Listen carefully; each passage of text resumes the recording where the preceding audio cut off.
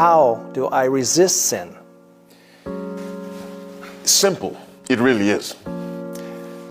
We just look at how Christ resisted sin, because Christ is our example.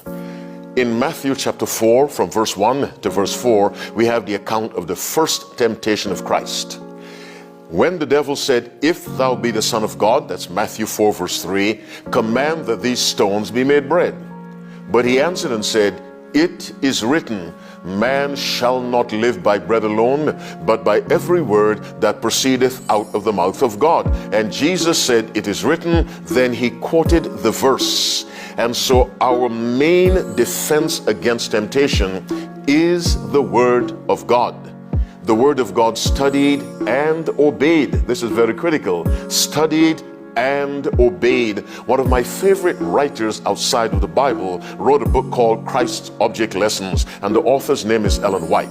This author makes this statement: if studied and obeyed, the Word of God works in the heart, subduing every unholy attribute.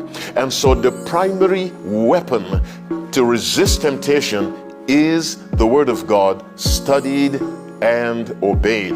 Psalm 119 verse 11, "Thy word have I hid in my heart, that I might not sin against thee." So let me say again, it may be repetitious, but it's absolutely essential. The Word of God, studied and obeyed, is the primary agent whereby we resist temptation. There's another thing to consider. When God described Job to Satan, he said, "Hast thou considered my servant Job, a perfect and an upright man, one that feareth God and escheweth evil?"